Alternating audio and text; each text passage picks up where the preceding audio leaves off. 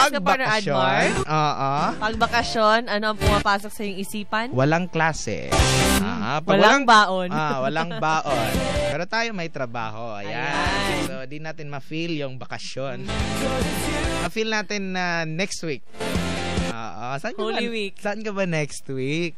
Ayan, dahil Holy Week. Saan ka next week? Wala akong aawayin. Aba, pag Holy Week. So, pagdating ng Lunes, after next week, doon na, meron ka nang aawayin. Aba, palaaway ka talaga. Maintain pa rin. Plano kong pumunta sa Subic. Subic Bay. Aba, so plano kong pumunta ng Campo Crame. Lunes. Doon kasi ako na-assign. Oo, doon ako. Mga ka-partners, pwede po kayo mag-text. Saan sila pwedeng mag-text ka-partner Wells? Ayan, sa 0927-540-2241 o di kaya sa ating text jock number 2299. At kung gusto nyo pong tumawag at gusto nyo pong ibahagi kung ano po yung plano nyo ngayong summer, pwede po kayo tumawag sa 801-9836 at sa 836-3875. At kamakailan lang talaga. Just recently. Meron po tayong tinanong ng mga kabataan. Siyempre, ano yung tinanong natin ka partner Wells? Ikaw lang ata. Ito yung ayan. Sa ating speak out pala, meron tayong question. Bilang kabataan, sinusuportahan mo ba ang Earth Hour at bakit? Aba, ano kaya itong Earth today Hour? Today yun, diba? 8:30 hanggang 9:30. 8:30 hanggang 9:30 mag-turn or switch off. Aba, turn on, switch off. Hindi pala yan turn off. switch off pala yan. Buong yung mga gusto lang makibahagi sa Earth Hour mga kapartner, yun lang po yung pwedeng mag-switch off, no? May mga Chinese yata, no? Meron ba? Lahat ba ng mga Chinese? Kasi yung mga Chinese, precious yung nila yung oras. Di ko lang alam. Tanungin natin yung mga kabataan, mga kapartners, dito pa sa ating Speak Out. Speak Out. Bilang kabataan, sinusuportahan mo ba ang Earth Hour? Bakit? I'm Madeline of Green Hills. I support Earth Hour 2013 because I love the planet that we live in. So it is our responsibility to take care of it. So that's why I support Earth Hour 2013 because the intentions and objectives are good. So it's for the betterment naman of the world and its people. So it should be made half a day, not just an hour, because after Earth has given everything for our survival, it deserves more than a patch of our time. That's all. Thank you. Ako si Remy ng Quiapo. Simula pa man nung nagsimula yung Earth Hour, hindi sinusuportahan yan Kasi yung iba ginagawa lang yan for for show, mga papapel lang ng ng mga iba't ibang kumpanya. Taktika lang nila yan. Ginagawa nila, papatayin yung ilaw ng isang oras para makatipid ng kuryente. Tapos pagbukas ng ilaw, party na. Di walang sense yung ginagawa nilang isang oras na pagpapatay ng ilaw. Ako po si Cara ng Valenzuela.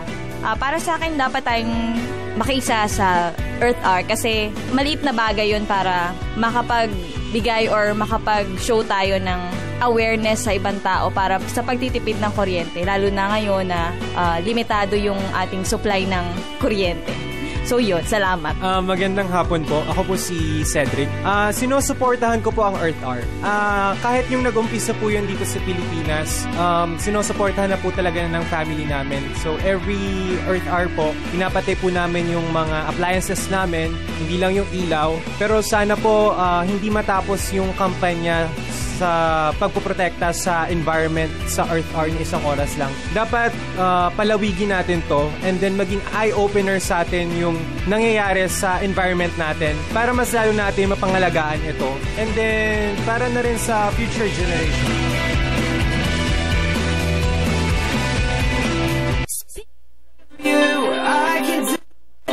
Ayan po mga kapartner. Yung speak out po natin, makikibahagi ba at susuportahan ba nyo ba ang Earth Hour mamayang gabi? Ikaw ka-partner Wells, ano sa tingin mo? Gusto mo ba yung Earth Hour? Gusto mo araw-araw mag-Earth Hour? Or 24 hours na siya? Hindi naman. Actually, every year, nakikisali po ako dyan. Last year, nasa ako, Mall of Asia. Sali lang? Wala kang tinurn sinwitch off? Meron akong isang kandila. Kandila lang? Wala namang silbi yun? Yung kuryente yung pinag-uusap. Silbi yung mall ang nag-turn off ng lights. Switch off. Switch off. Switch Kasi off. wala naman akong dalang light sa katawan ko. Oo Kasi nga nasa naman. open field Nakibahagi ka lang, no, for a cause. Parang parang awareness ano lang campaign yun, to. awareness lang, di ba? Na dapat di tayo mag-aksaya ng kuryente, mga ka-partners, kasi naglilid yan sa yung contributor yan ng yung climate change, di ba? Yes. May mga nagtatanong, bakit naging contributor? Di ba, nag-switch off ka lang. Kuryente naman yan, hindi naman yan gas. Actually, yung pag-produce ng kuryente, mga ka-partners, kinakailangan yan ng di ba, fuel, at ano pa, yung mga, basta may mga ganyan, ng mga bagay. Tapos, nagpo-produce yan ng mga, mga toxic gases. Toxic gases. Sure. Seryoso ako. Okay, mga ka-partners, so yun pa ang ating speak out. At dito na pa tayo sa ating Talakayang Kabataan.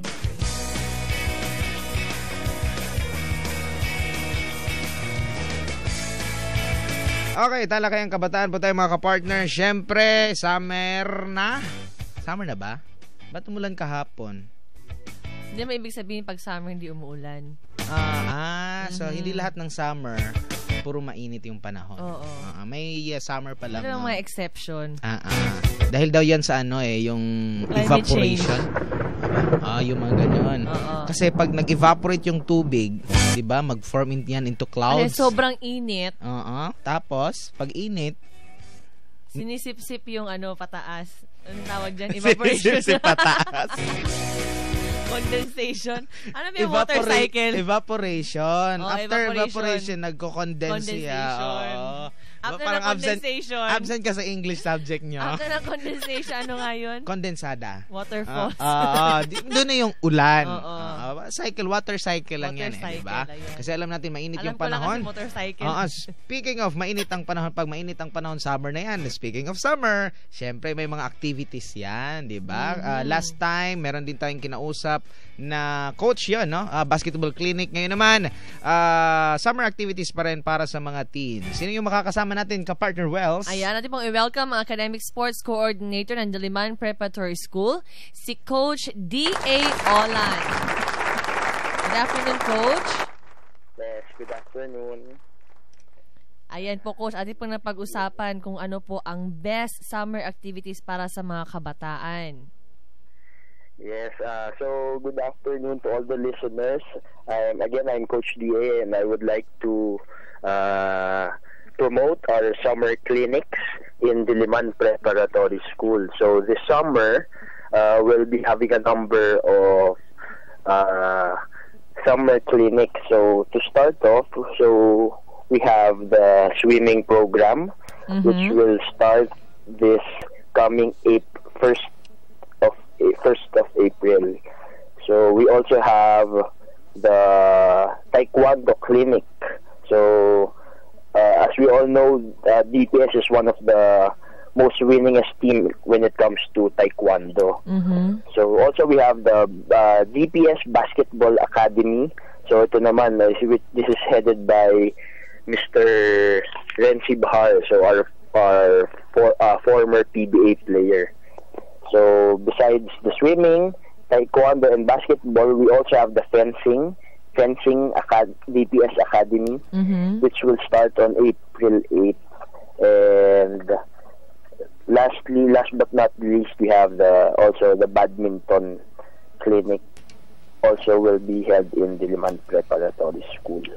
Okay, Coach, sa palagay niyo po, ano pong advantage po if mag-sports activities kami ngayong summer compare sa ibang klase na activities? Gaya ng mga theater, singing? Yes. So our clinics in Diliman Preparatory School, ang advantage when it compared to other activities is this clinic they will surely enjoy it. They will have fun because most of our coaches also, they will learn a lot from them. Most of the coaches in all the clinics are champion coaches. So kumbaga yung ibabayad nila sa ating sports clinics ay talagang sulit because yun nga, again, our coaches are one of the best when it comes to the respective So for, again, yung ulitin ko, sa basketball, we have former PBA players. So for Taekwondo, we have Mr. Nap Tagdagan, which is one of the most winningest coach here in the Philippines when it comes to high school Taekwondo. And also for swimming, we have one of the best coaches in the field of swimming. Again, Diliman Prep School is also known for the pinanggagalingan ng mga best swimmers here in the high school division. Okay, sir. So, what ages po available yung in-offer nyo summer clinics? So, our summer clinics are divided into age groups. So, the youngest, they can start as early as 5 years old. So 5 years old and above. So in sports, we say that we always have to start young. So ayun, 5 years old, pwede na silang mag-start, and parents don't have to worry because kung hindi ma-accommodate yung kids sila, because all of the clinics, like yung basketball, taekwondo, swimming, they will be categorized into age groups, and for sure they will also be categorized according to their skill level. So parents, you don't have to worry na baka mamaya masyadong matatanda yung mga kasama nila. So ayun. Coach, may instance ba na yung mga naturuan nyo dyan sa inyong sports activities naging professional player? Yes, one of the best example is Mr. Japoy Lizardo, which is our national athlete. So if you know Japoy Lizardo, siya yung sa commercial ng Milo Taekwondo. Yes, so siguro siya yung magiging best example ko when it comes to yung mga sports clinics held in Diliman Preparatory School. So Japoy Lizardo has represented not just Diliman Preparatory School but the Philippines in international competitions. Okay, so just like to ask, sir, kung may mga times na parang na-handle niyo ba yung mga kids na medyo nagkakagulo, medyo nagkakaawayan during their clinics? Because aside from our coaches being one of the best, we also have yung ratio ng coaches to students is very kumbaga matututukan talaga, because in our sports clinics hindi namin kumbaga ang important sa amin is yung ratio ng coach to student. So hindi namin inaalaw na one coach is marami siya masyadong hinahandle, that is very hard to control. So very important sa amin yung talagang nasusupervise yung pagtuturo sa kids, lalo na sa mga yung nagsa-start young, kasi talagang makukulit yung mga yan. So yeah, that's what we are making sure na hindi matututukan ng mabuti yung mga enrollees sa DPS summer clinics natin. So we're assured of a quality training po talaga, coach. Yes, for sure, that's for sure. So sir, yung summer clinics, so kailan po magsisimula at magtatapos? So again, I would like to recap so the swimming will be starting this coming April 1. That would be Monday to Friday for a total of 10 sessions. And then the next one is the Taekwondo Summer Clinic that will be starting on April 5 and will run for 12 sessions every Monday, Wednesday, and Friday. And then the next one is the DPS Basketball Academy, which will be starting on April 6 and will run for a total of 10 sessions every Tuesday, Wednesday, and Thursday, And then next is the DPS Fencing Academy, which will be starting on April 8 for a total of 10 sessions. And then we have the Badminton Clinic, which will be starting, ito yung pinaka-late, it will be starting on April 18. And then that's for 12 sessions also. So for again, I would like to invite you, the parents, the kids who will be spending their summer, kung mga wala kayong gagawin and very into sports kayo, I would really recommend our DPS summer clinics.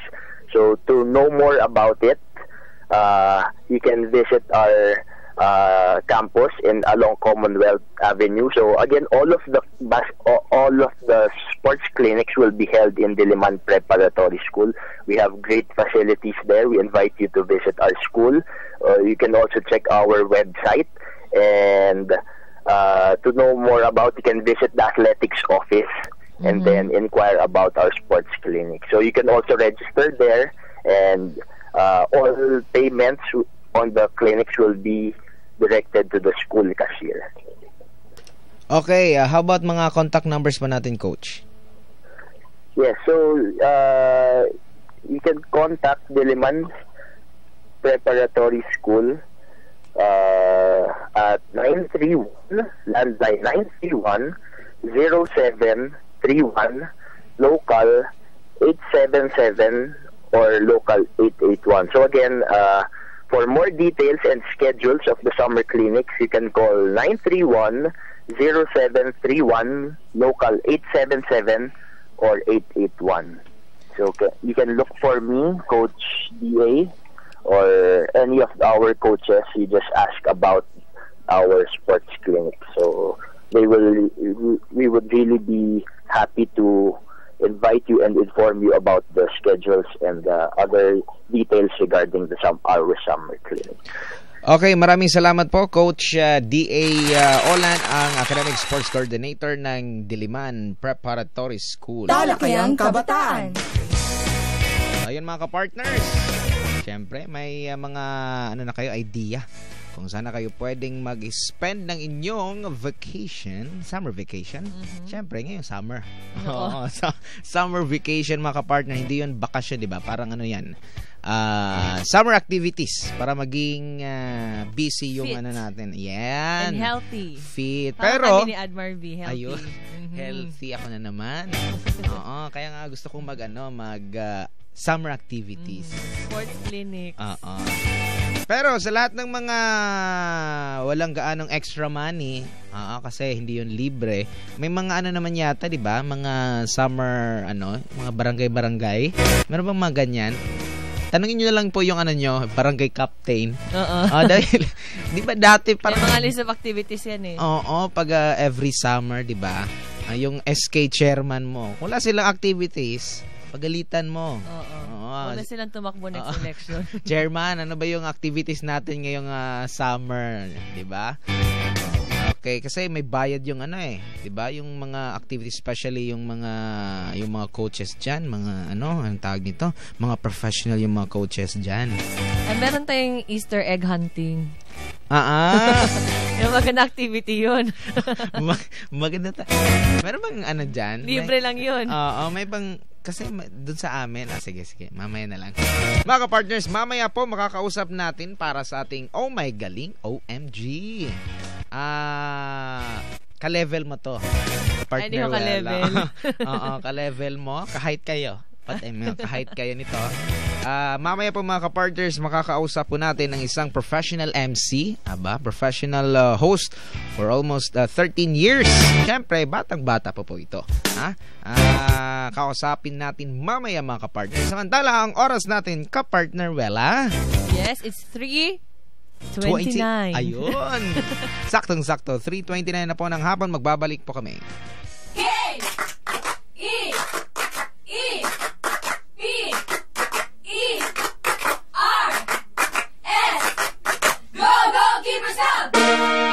Sunshine Media Network International, an alternative and revolutionary Filipino global and multimedia network, reaching the new world where everything is possible.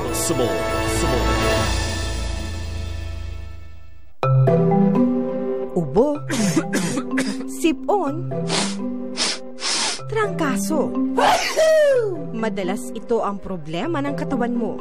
Bukod sa mahal ang mga gamot, prutas at gulay, hirap ka pa sa kakaisip kung paano pagkakasyahin ang budget mo sa isang linggo. Huwag malungkot, kaibigan. Ang Nutri-21 Juice ang solusyon dyan. Napakasustansyang inumin mula sa katas ng pinagsama-samang 21 fruits and herbs sa isang timplahan. Proteksyon na laban sa sakit. May dala pang pangkabuhayan. Alamin ang tungkol sa Nutri-21 Juice ng NutriBees International tuwing Lunes ng hapon sa programang A Healthy Chat at Sunshine. Dito lamang sa DZAR 1026 Sunshine Radio. Calling the attention of all mothers whose marriage and children are legally registered in Japan. Take advantage offered by PhilJap or Filipino-Japanese Descendants Support Foundation Incorporated by bringing up your children in Japan for their bright future. Mothers who are qualified may come for an interview with their Japanese counterparts. The Filipino-Japanese Descendants Support Foundation office is located at Room 3B Sunnyvale Building, 2010 Benita Street, corner Carino Avenue, Malate, Manila. Or you may call our trunk line number at 708-9281 or cell phone number 0949-940-5534. You may also inquire through this email address, philjap.manila@yahoo.com. This great opportunity for Filipino-Japanese children is offered by the Filipino-Japanese Descendant Support Foundation.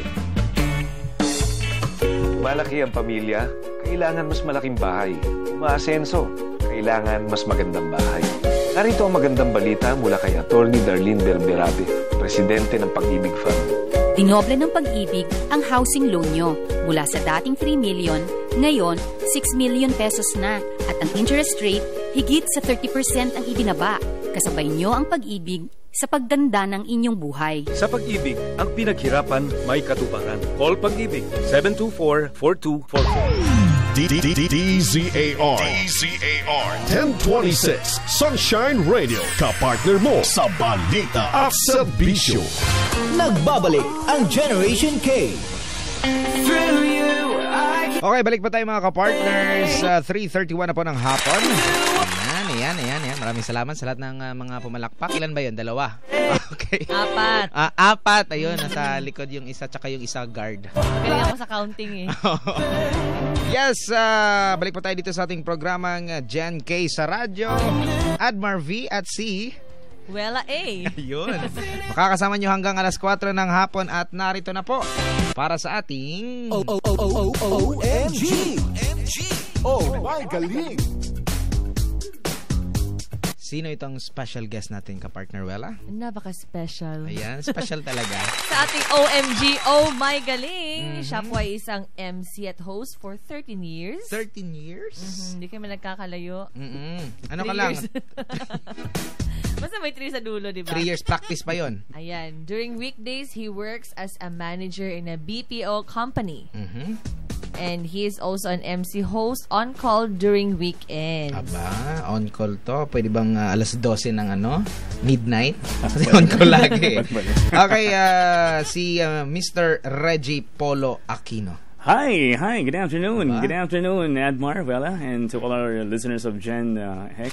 Gen K, there you go. Ayun, Gen K. Mag-resign na siguro ako. Oo, akala ko nga tayo yung guest. Siya yung main host. Oo, akala ko tayo yung guest. Di naman sobra naman kayo. I've been listening to the radio program and it's pretty cool. Aba. It's great to be here. Good afternoon to Maraming everyone. salamat at dahil dyan, meron kang palakpak. Yan.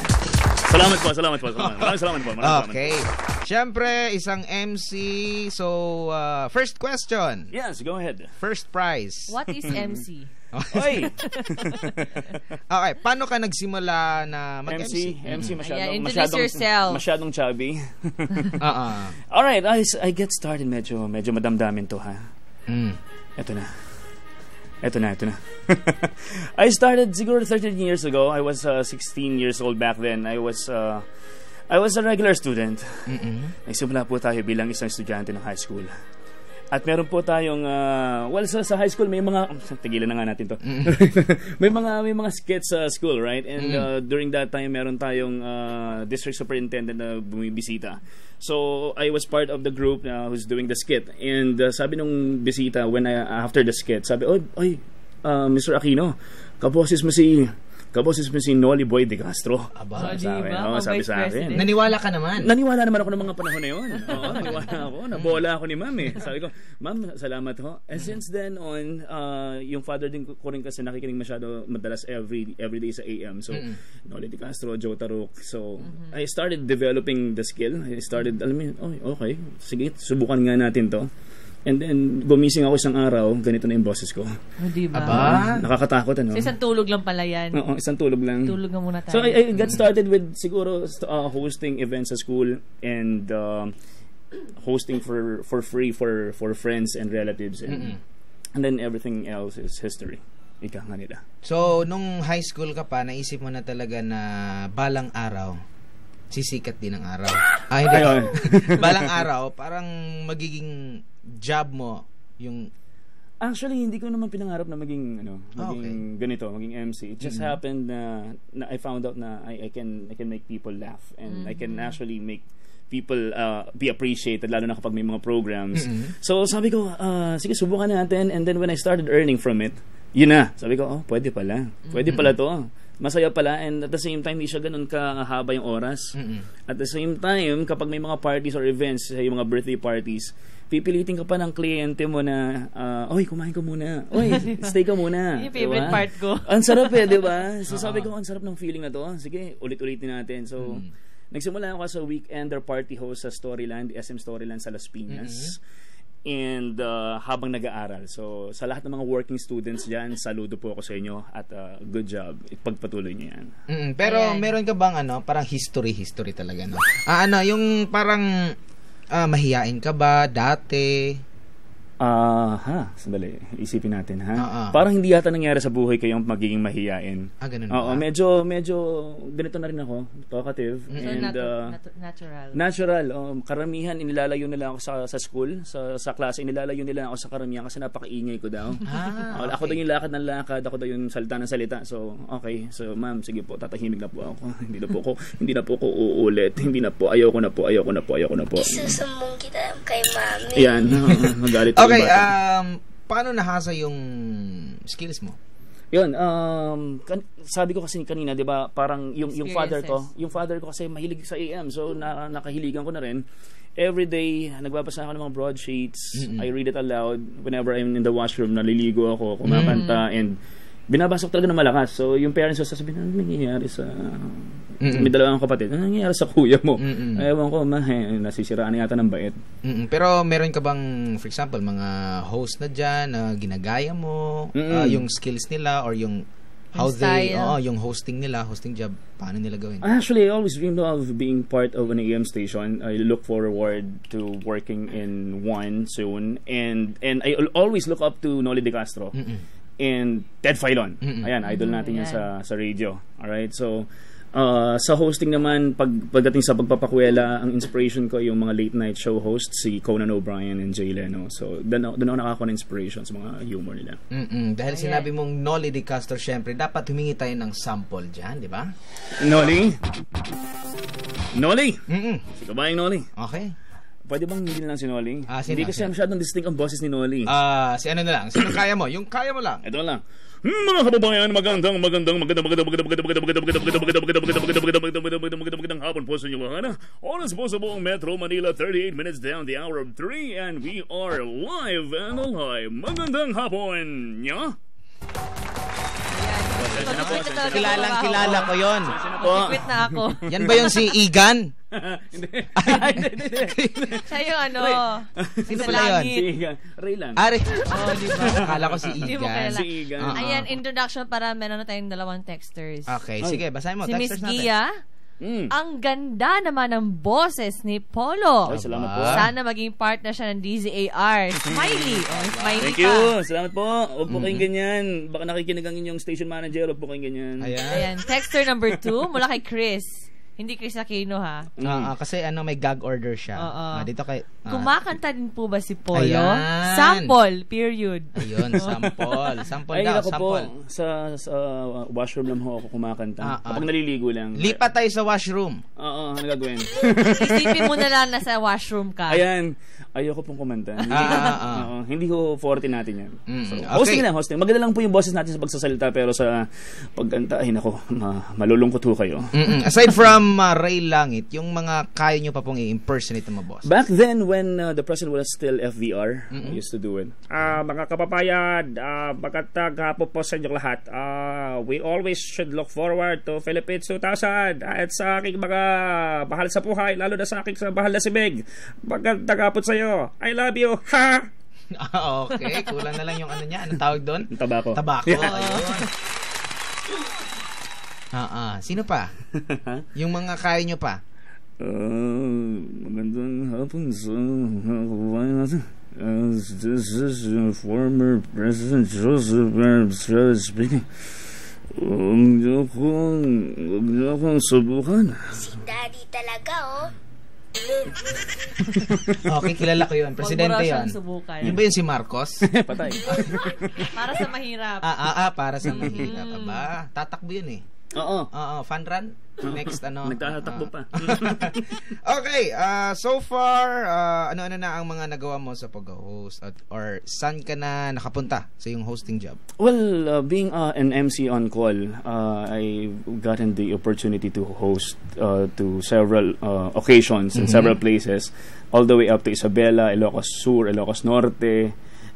Just last December, I was in Cebu, and everywhere. So, I'm fortunate that there are people who are trusting our skills, our talents, and maraming salamat po. If I could make mention, batiin ko lang, pwede ba? Sige, sure. Mga friendly friends natin sa Pacific Online, I hope they're listening. Maraming salamat po sa pagtitiwala. Thank you very much. Okay, ano-anong mga events yung sa MC job mo? Ano yung mga events? May mga children's party, wedding, parang ko all kinds of funeral.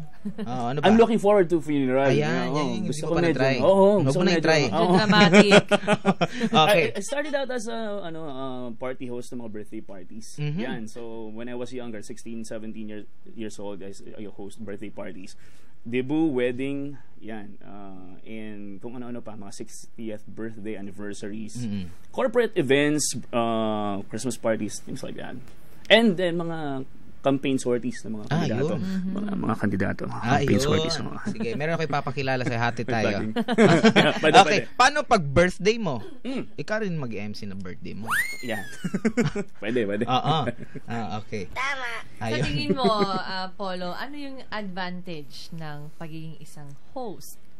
Advantage. Or meron din bang disadvantage kahit konti? May advantage kasi is you could actually talk to any kinds of people, no? Hindi ka mahihiya, and kapag may kinakausap pa kahit sa food chain lang, pag kinausap mo sila and you respond this way, parang sorry naman, no? Grabe, nakakakilig naman yung boses mo.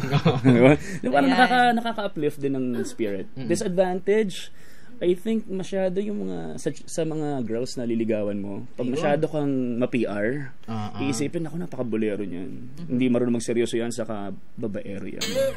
So nung high school ka panigurado, nalapitan ka ng mga girls. Hindi ako pa rin lumalapit. Kaso tinatakpan ko yung mukha ko. So liligawan kita sa boses lang, ha? Tatago ako, ha? How about mga boys? Walang lumalapit sa mga meron boys? Meron din. Tumatakbo ako. Okay, syempre may nag-text ulit dito. Basahin mo. Ayan, texter Joanne, one more sample po ang galing. Sample ng ano po? Ewan ko. One more sample? Kay Miss Eileen, sample naman yung ginagawa ni Polo for Kids event. Sa events. Si Miss Eileen. Hi, Miss Eileen. Well, ang ginagawa ko sa mga kiddie parties, I host events for them, birthday parties, and I also do balloon twisting. I use the same voice kapag sa mga bata, and doon sila nasusurpresa yung mga parents saka yung mga guests ng mga nasa birthday party. How come a guy who speaks this way with that voice hosts birthday parties for kids? So doon sila na-amaze. And I have this microphone kasi na very, very rare siya na could change your voice. Hindi ko lang nadala ngayon. So it could actually be as high as a chipmunk, yung bosses, and it could be as low as Darth Vader. So whenever I pull that off, everybody, how did he do that? So something like that. So as a host, meron ka ring mga binibili mga gadget para sa part-time job mo nga na MC. Yes. Ano yun? Actually, bukod sa pagiging MC, tech guy din ako. So, I check out on things na I could make use of. I bought a couple of iPhones, iPhone 4s, an iPad, Bluetooth, Digicam, things like that. So, I bought laptops and, alam mo yun, pang-edit ng audio natin. So, all these things, parts of investment. So, they are paying off naman. So, very good. At syempre, may tanong dito. Basahin ko Sige lang. po. Okay. Siyempre, pag may trabaho ka, anong sunod pag may trabaho? May hirap. May hirap. May sweldo. Yan. May nagtatanong, magkano ang sweldo?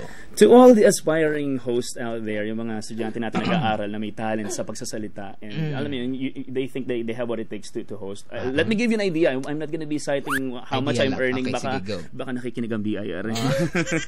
So, I'll give you an idea. Siguro you could earn as much as, kung experienced host ka na, as much as 5,000 to 10,000 pesos for 2 hours, 3 hours. 2 hours lang? 3 hours? Yeah. Nagsasalita ka lang yan. Nagsasalita ka lang, pakwela, pakulit. Nagpapahiya sa sarili mo. Yan. Pa-charming. Yung mga ginagawa, nagpapakapal ng mukha. Yan, exactly. So kung meron kayong built-in na kapal ng mukha, pakinabangan natin yan. That's my message, pakinabangan natin yan. Okay, so other than hosting, ano pang ginagawa mo, yung hobbies? Hobbies? Ibang skills? Actually, this is my hobby already. It's just a sideline. I'm an MC on call and on weekends. And my day job / night job is I'm a best place to work manager for a call center or a BPO, a bank, multinational bank. So, I think nagiging outlet na ng stress ko yung pag-host. So, pag hindi ako nakapag-host within a week, nakaka-stress siya. So, parang passion mo na talaga siya. Yes, ma'am. Definitely. Okay. Ano ang mga gusto mong marating sa pagiging host? And what are your plans in the near future? Malapit na Malapit yung na. future. Ito na yun Bukas. Bukas yun. Future na. Exactly. So, ang gusto ko pang marating, actually, cheesy as it may sound, gusto ko pang mas makapagpasaya ng maraming tao. Whatever possible way. Looking forward to having more opportunities to go within the country and host for some people, events, campaigns, whatever that is, or outside that country and do the same thing. Wala ka bang plano, gusto mong pumasok sa mga FM station, AM station? I have actually experienced back in college to work for an FM station. It's just that during that time I had to be practical na I had to focus on my studies. So since then I graduated and everything else fell into order na parang, okay, sige, I'll focus on what I do. I already have this talent. Let me focus on the serious stuff of my life. So, yun yung nangyari. So, I'm doing this on the sideline, so I think that completes everything. Completes the package. So, meron ka mas pina-prioritize? Yes, ma'am. Yun. Okay, and syempre, meron ka bang hinanda na parang mga more sample pa? Actually, ito yung isa sa mga na for example, 18th birthday ko ngayon. 18th birthday. Example lang yan, ha? Example lang. Oo, kasi 19 talaga ako. Ayun, sabi ko na eh. Marami namang sinungaling sa mundo. Sige, go. Kunyari, we wanna make her feel special. Ayan. Gusto nating introduce si Wella celebrating her 19th birthday. Ayan, okay. Ladies and gentlemen, most of you have been around for the entire life that she's here in this world, and it's just about time for us to acknowledge a new chapter of her life. Please give it up for our let's make it 18, our debutante. Give it up for Wella. Hi everybody. Hi. I feel so special today. Oh my god, I want to cry. Yeah. So, things like that. Parang we're making people special. We have some effects. And alam mo yun, ito yung nakita ni Miss Eileen when we had the opportunity to work together back in December. Okay. So, wala ka ng tanong, ka-partner, Wella? Tanong ko lang kung sino yung mga nag-i-inspire sa'yo. Aba. To become a good host. My kid, my son, I have an 8-year-old kid.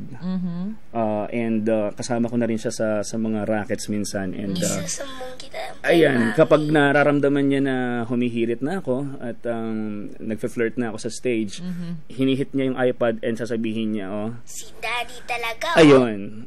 So, nagiging tandem na siya. So, I'm building up a successor. So, he's really my inspiration. Gusto mo rin ba na maging host din siya or MC? Yes, I definitely would. And I think he's more of a dancer, but I'm grooming him up to be someone like me someday. Okay, final meron message. Ka bang, sige, go. Meron ka bang hosting job na parang feel mo very challenging? Ayun. Hosting job? Every hosting job is a challenge kasi you won't do good kapag bago ka umakyat sa stage, hindi ka ninenervyos. Kailangan may konting nervyos para galingan mo. Tama ba, sir? Di ba? You're an MC yourself. Mga back then lang. Back then. So, kailangan ninenervyos ka. Ang pinaka-challenging kasi yung mga campaign sorties. Campaign sorties kasi you've got to relay the message, not to make the politico feel good and look good, but to relay the message that the politician would like to convey to the listeners. So, challenging yun para sa akin. Ito pa, before mag-final message, yung most embarrassing moment mo. Most embarrassing moment? Nahulog ka sa stage? Ano naman? Actually, similar to that. Muntik na akong mahulog talaga sa stage na una yung ulo. Aba? Talaga? Buti lang nakakapit. So, in front of a lot of people. So, how did you handle it? Sinabi ko na lang na okay, this is part of the job. This is part of the stunt. I'm also a stuntman before, so I'm just actually trying if I still have it. So, yun. And then, yun, pahiya sa sarili, tawanan, and at the end of it, we were able to get away with it. Okay. Final message at advice mo sa mga kabataan. First and foremost, thank you for the opportunity, Almar. I'd like to encourage all the listeners right now, lalo yung mga bata na nakikinig. If you have the passion to speak, if you have what it takes, if you think that you're admiring any hosts that you know or TV personality, don't feel afraid to go out and develop your skills. You could start by watching more TV shows in English, yan. And pakinggan nyo kung paano yung sistema, paano yung style nila. At you're starting your career, mangungopya ka muna Kokopya ka muna until you become comfortable with the style, you would have your own and you will be known with your style. So I think message ko is, don't be afraid, go out there, develop your skill, and be known for it. Maraming salamat po. Okay. Saan sila pwedeng makakontakt sa iyo? Yes, you could reach me through my Facebook account. It's your host Polo, YOURHOST POLO Aquino, Facebook.com, and you may get in touch with me through my hotline 0917-583-7656. Welcome to the party. Salamat po. Okay, thank you very much. Thank you. Yan po mga ka-keepers, si Polo Aquino, isang professional MC pa yan. Through you, I can do anything. Okay, ayan, marami tayong natutunan, ka-partner Wella. Yan sa ating OMG, Oh My Galing. Yes. Nagsimula lang yan sa mga sa mga patulog-tulog lang.